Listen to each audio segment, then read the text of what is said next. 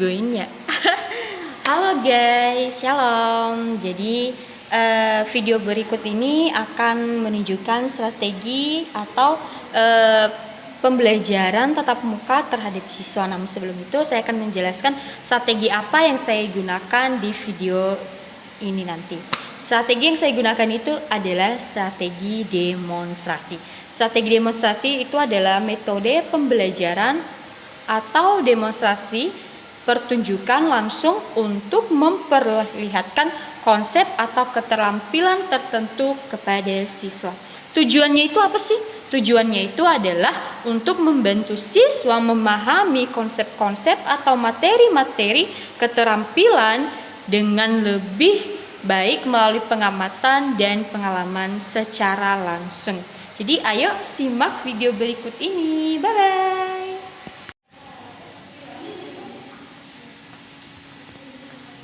Selamat pagi. Pagi Ibu. Shalom semuanya. Shalom. Gimana kabarnya hari ini? Sehat ya. Puji Tuhan. Nah, sekarang kita akan belajar. Namun sebelum itu saya meminta satu orang untuk berdoa.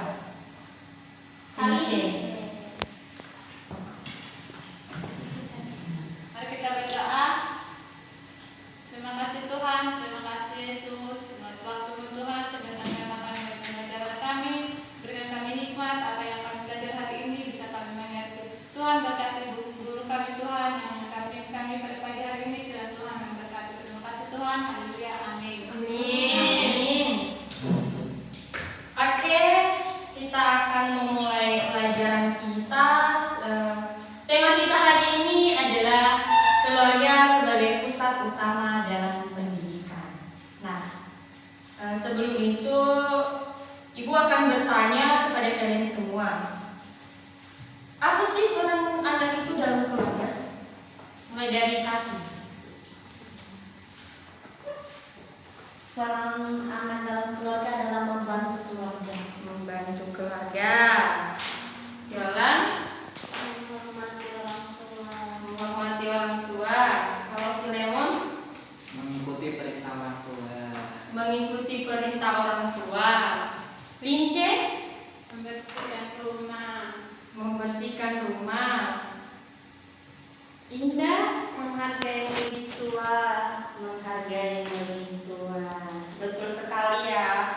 Apa yang kalian katakan tadi sangat betul. Nah, sebelum itu saya akan menyampaikan tujuan pembelajaran kita hari ini. Ada 3. Yang pertama yaitu mampu menjelaskan pentingnya peran anak dalam keluarga. Yang kedua, mampu memperagakan. Kita hari ini bukan hanya sekedar menyimak materi, tetapi kita akan memperagakan atau mendemonstrasikan nanti. Nah, yang ketiga yaitu kita juga harus menganalisis setiap apa yang akan diperagakan nanti. Nah, kalian udah bawa HP? Sudah. Ada aplikasi Alkitabnya? Ada. Mari kita sama-sama buka di dalam Amsal 1 ayat 18. Minta salah satu anak untuk membacakannya kepada kita. Amsal berapa Bu? Amsal 1 ayat 8. Judul firman Tuhan terkait hari ini, nasihat dan peringatan. Hai anakku, dengarkanlah didikan ayahmu dan janganlah menyenyapkan ajaran ibumu. Hai anakku, dengarkanlah didikan ayahmu dan jangan menyanyiakan ajaran ibumu. Nah, keluarga itu adalah pusat utama pendidikan bagi anak-anak. Alasannya itu yang pertama, lingkungan. Kenapa saya mengatakan lingkungan? Karena keluarga adalah lingkungan pertama yang dikenal anak-anak. Sehingga ketika anak-anak sudah dididik dalam keluarga, maka otomatis ketika anak-anak sudah keluar, dia akan memberikan dampak positif kepada lingkungan di luar. Ketika sudah didorong dari lingkungan yang dari dalam. Yang kedua yaitu pengaruh besar. Nah, orang tua dan anggota keluarga itu memiliki pengaruh dalam membentuk nilai-nilai dan bahkan karakter anak. Yang ketiga yaitu pendidikan karakter. Nah, keluarga dapat memberikan pendidikan karakter yang baik kepada anak-anak seperti etika, moral, dan tanggung jawab. Keempat yaitu dukungan emosional. Nah, keluarga dapat memberikan dukungan emosional yang penting kepada anak sehingga mereka merasa aman dan percaya diri ketika keluar dari lingkungan keluarga ke lingkungan luar. Terakhir yaitu model perilaku. Nah, orang tua dan anggota keluarga dapat menjadi perilaku dan model yang baik kepada anak-anak sehingga mereka bisa belajar untuk menjadi anak yang baik. Nah, saya akan bertanya kepada Filemon, apa sih hal sederhana yang bisa membuat orang tua kita itu merasa dihargai, khususnya dalam rumah? Ya, dengan mengikuti perintahnya. Dengan mengikuti perintah. Contohnya? Ketika orang tua menyuruh kita mencuci piring atau menyapu lantai, dengan kita mengikutinya, maka pasti orang tua merasa bangga, merasa senang, dan juga merasa dihargai karena kita mengikuti apa yang dia katakan. Betul. Nah, sekarang kita akan masuk pada peran anak di dalam keluarga. Nah, ini adalah fokus utama kita. Kita sebagai anak, peran kita itu dalam keluarga itu apa sih? Yang pertama, menerima dan menghormati. Sama seperti yang dikatakan oleh Filemon tadi, bahwa anak-anak harus menerima dan menghormati orang tua dan anggota keluarga lainnya, serta mematuhi aturan dan nilai-nilai yang ada di dalam keluarga. Yang kedua yaitu membantu. Jadi anak-anak, kita sebagai anak-anak, kita itu sudah seharusnya memiliki tanggung jawab untuk membantu pekerjaan rumah dan lain sebagainya, membantu orang tua dengan cara yang sesuai dengan usia dan kemampuan kita. Yang ketiga yaitu belajar dan berkembang. Jadi di dalam rumah kita bukan hanya diajarkan untuk bertanggung jawab, tetapi kita juga harus di dalam rumah itu kita juga bisa belajar dan mengembangkan diri. Jadi kita bisa mengembangkan diri secara fisik, emosional, intelektual, serta kita juga bisa mengeksplorasikan minat-minat dan bakat kita. Yang keempat yaitu mengembangkan hubungan. Nah, yang paling penting di dalam keluarga itu adalah ketika kita mampu mengembangkan hubungan kepada saudara, terlebih kepada orang tua. Nah, anak-anak dapat mengembangkan hubungan yang sehat dengan anggota keluarga lainnya, serta membangun persahabatan dan koneksi sosial kepada saudara dan orang tua. Yang terakhir yaitu mengambil tanggung jawab. Jadi kita sebagai anak-anak kita harus belajar untuk bertanggung jawab dalam keluarga atas tindakan kita, keputusan kita, serta kita juga harus memahami konsekuensi dari pilihan-pilihan kita. Nah, sekarang kita akan masuk pada memperagakan. Ada dua skenario yang akan kita bahas hari ini. Pertama nanti saya akan membacakan skenario-nya dulu. Nanti saya minta 4 orang untuk maju ke depan untuk memperagakan skenario A dan memperagakan skenario B. Jadi saya minta kalian untuk fokus. Saya akan membacakan skenario-nya. Skenario A-nya itu kita ada anak dan ada orang tua atau ibu. Jadi kita sebagai anak meminta izin dengan sopan. Dalam arti contohnya seperti menghampiri ibu dengan nada yang sopan, saling kontak mata dan dengan nada rendah, dengan mengatakan permisi ma, bolehkah saya izin mengajarkan tugas di rumah teman, pulang nanti jam 5 sore. Skenario kedua yaitu contohnya memperagakan yang salah. Ini yang salah ya. Kalau yang tadi itu memperagakan yang positif, tapi yang kedua ini yang salah atau negatif. Nah, contohnya berbicara sambil main HP, nada malas dan ketus, tidak menatap orang tua, berbicara seperti, "Mah, aku mau main ya." Lalu setelah itu langsung pergi.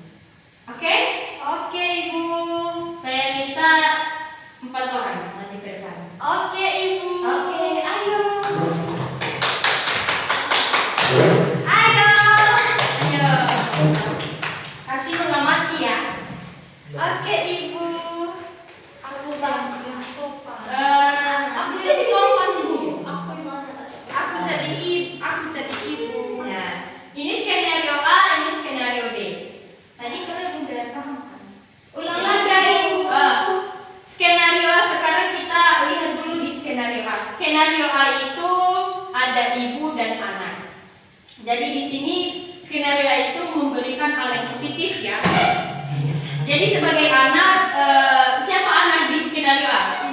Nah, Filemon meminta izin kepada mamanya atau Yolanda dengan nada yang sopan, kontak mata, berbicara, mengatakan, permisi ma, bolehkah Filemon izin mengerjakan tugas di rumah teman, pulangnya jam 5 sore. Oke. Permisi ma. Filemon boleh izin nggak? Aku mau baca kelompok dengan teman. Nanti saya pulangnya jam 5 sore. Ya anakku, nanti jangan telat pulang ya. Jangan keluyuran. Iya mama. Oke. Ini skenario A memberikan dampak yang pasti. Sekarang skenario B. Di sini siapa mamanya? Oke. Di skenario B ini anaknya ya? Di sini Lince berbicara sambil main HP dengan nada yang balas atau ketus, tidak memandang mamanya. Dia berkata, aku mau main. Setelah itu langsung pergi.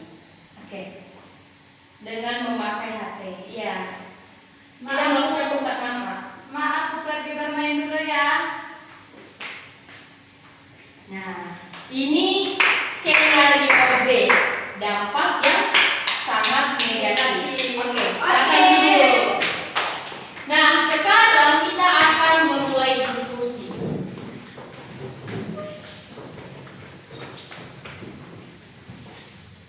Sudah memperagakan dua skenario. Skenario A yang memberikan dampak positif dan skenario B yang memberikan dampak negatif. Nah, saya mau bertanya kepada kita semua, apa sih perbedaan yang sangat jelas di antara kedua skenario tadi?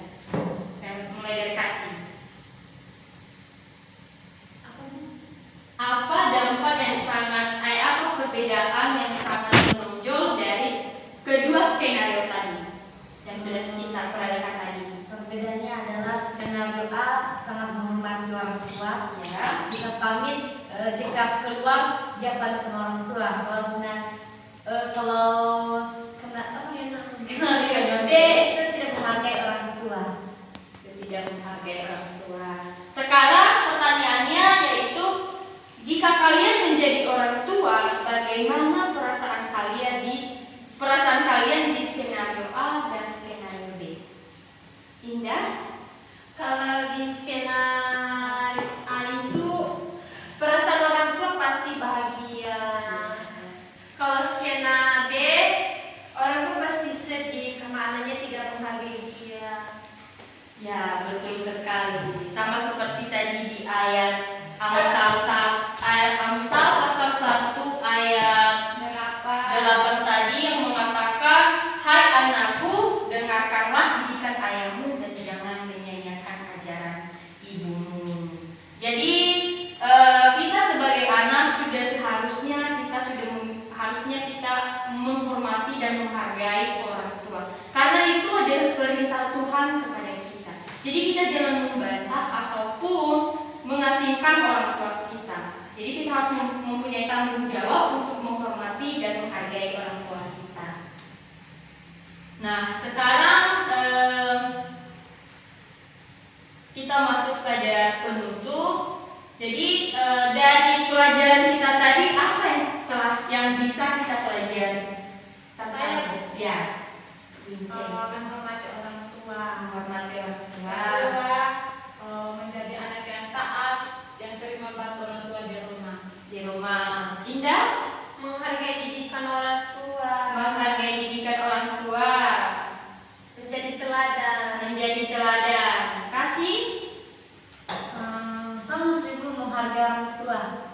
Menghargai orang tua. Yolan? Bagaimana cara menghargai orang tua?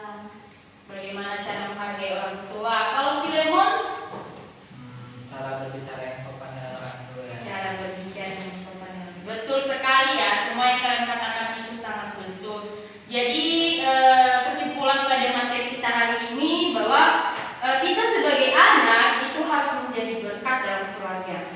Itu adalah hal yang sangat penting, terutama bagi kita anak-anak. Jadi dengan mengucapkan kata-kata yang positif, menggunakan bahasa yang sopan, membantu orang tua, sesama, menunjukkan empati dan menghormati orang kita sebagai anak-anak akan membangun hubungan yang baik dengan anggota keluarga lainnya. Jadi sehingga kita dapat mengembangkan karakter yang baik dan membuat keluarga lebih bahagia dan harmonis. Nah, sekarang Ibu akan memberikan kalian tugas untuk kalian pelajari di rumah. Jadi tugas yang Ibu berikan hari ini yaitu lakukan